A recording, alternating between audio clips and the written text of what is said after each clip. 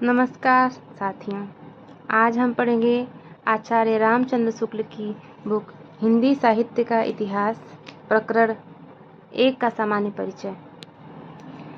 प्राकृत की अंतिम अपभ्रंश अवस्था से ही हिंदी साहित्य का आविर्भाव माना जा सकता है। उस समय जैसे गाथा कहने से प्राकृत का बोध होता था, वैसे ही दोहा या दुहा कहने से अपभ्रंश या प्रचलित काव्य भाषा का पद्य समझा जाता था। अपभ्रंश या प्राकृताभास हिंदी के पद्यों का सबसे पुराना पता तांत्रिक और योगमार्गी बौद्धों की सांप्रदायिक रचनाओं के भीतर विक्रम की 7वीं शताब्दी के अंतिम चरण में लगता है। मुंज और भोज के समय संवत 1050 के लगभग तो ऐसी अपभ्रंश या पुरानी हिंदी का पूरा प्रचार शुद्ध साहित्य या काव्य रचनाओं में भी पाया जा सकता है। अतः हिंदी साहित्य का आदिकाल संवत 1050 से लेकर संवत 1375 तक अर्थात महाराजा भोज के समय से लेकर हमीरदेव के समय के कुछ पीछे तक माना जा सकता है। यद्यपि जनश्रुति इस काल का आरंभ और पीछे ले जाती है और संवत 770 में भोज के पूर्व पुरुष राजा मान के सभासद पुष्य नामक किसी बंदी जन का दोहों में एक अलंकार ग्रंथ लिखना बताती है शिव सिंह सरोज, पर इसका कहीं कोई प्रमाण उपलब्ध नहीं है। आदिकाल की इस दीर्घ परंपरा के बीच प्रथम 150 वर्ष के भीतर तो रचना की विशेष प्रवृत्ति का निश्चय नहीं होता है। धर्म, नीति, श्रृंगार, वीर सब प्रकार की रचनाएं दोहों में मिलती हैं। इस अंतर्निर्दिष्ट लोक प्रवृत्ति के उपरांत जब से मुसलमानों की चढ़ाइयों का प्रारंभ होता है, तब से हम हिंदी साहित्य की प्रवृत्ति एक विशेष रूप में बांधती हुई पाते हैं। राजाश्रित कवि और चारण जिस प्रकार नीति, श्रृंगार आदि के फुटकल दोहे सभाओं में सुनाया करते थे, उसी प्रकार अपने आश्रयदाता राजाओं के पराक्रमपूर्ण चरित्रों या गाथाओं का वर्णन भी किया करते थे। यही प्रबंध परंपरा रासों के नाम से पाई जाती है, जिसे लक्ष्य करके इस काल को हमने वीर गाथा काल कहा है। दूसरी बात इस आदिकाल के संबंध में ध्यान देने की यह है कि इस काल की जो साहित्यिक सामग्री प्राप्त है, उसमें कुछ तो असंदिग्ध और कुछ संदिग्ध हैं। असंदिग्ध सामग्री जो कुछ प्राप्त है, उसकी भाषा अपभ्रंश अर्थात प्राकृताभास प्राकृत की रूढ़ियों में कुछ बद्ध हिंदी है। इस अपभ्रंश या प्राकृताभास हिंदी का अभिप्राय यह है कि उस समय की ठीक बोलचाल की भाषा नहीं है जिस समय इनकी रचनाएं मिलती हैं।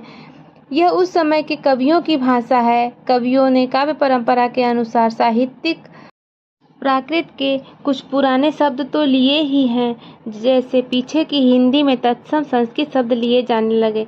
विभक्तियां, कारक चिन्ह और क्रियाओं के रूप आदि भी बहुत कुछ अपने समय से कई 100 वर्ष पुराने रखे हैं। बोलचाल की भाषा घिस-घिसाकर बिल्कुल जिस रूप में आ गई थी, सारा वही रूप न लेकर कवि और चारण आदि भाषा का बहुत कुछ वह व्यवहार में लाते थे, जो उनसे कई 100 वर्ष पहले की परंपरा रखती चली आती थी। अपभ्रंश के कुछ नमूने हमें पद्यों में मिलते हैं। वे उस काव्य भाषा के हैं जो अपने पुरानेपन के कारण बोलने की भाषा से कुछ अलग बहुत दिनों तक, आदिकाल के अंत क्या उसके बहुत पीछे तक पोथियों में चलती रही। विक्रम की 14वीं शताब्दी के मध्य में एक और तो पुरानी परंपरा के कोई कवि संभवतः सारंगधर हमीर की वीरता का वर्णन ऐसी भाषा में कर रहे थे। चलिय वीर हमीर पाई भर मेई कंपई, दिगमगढ़ अंधार धूल सुररह अच्छाई ही। दूसरी ओर खुसरो मियाँ दिल्ली में बैठे ऐसी बोलचाल की भाषा में पहेलियां और मुकरियां कह रहे थे। एक नार ने अचरज किया, सांप मार पिंजरे में दिया। इसी प्रकार 15वीं शताब्दी में एक और विद्यापति बोलचाल की मैथिली के अतिरिक्त इस प्रकार की प्राकृताभास पुरानी काव्य भाषा भी बनते रहे। बालचंद बिजावई भाषा दूह नहीं लग गई दुज्जन हासा। और दूसरी ओर कबीर अपनी अटपटी वाणी इस प्रकार सुना रहे थे। आगिन जो लागी नीर में कंदो जलिया झार, उत्तर दक्षिण के पंडिता रहे विचार विचार। सारांश यह है कि अपभ्रंश की यह परंपरा विक्रम की 15वीं शताब्दी के मध्य तक चलती रही। एक ही कवि विद्यापति ने 2 प्रकार की भाषा का व्यवहार किया है, पुरानी अपभ्रंश भाषा की और बोलचाल की देसी भाषा का। इन दोनों भाषाओं का भेद विद्यापति ने स्पष्ट रूप से सूचित किया है। देसिल बना सबजन मीठा ते तय संजम पौ अवहट्टा, अर्थात देसी भाषा मिला हुआ मैं कहता हूँ।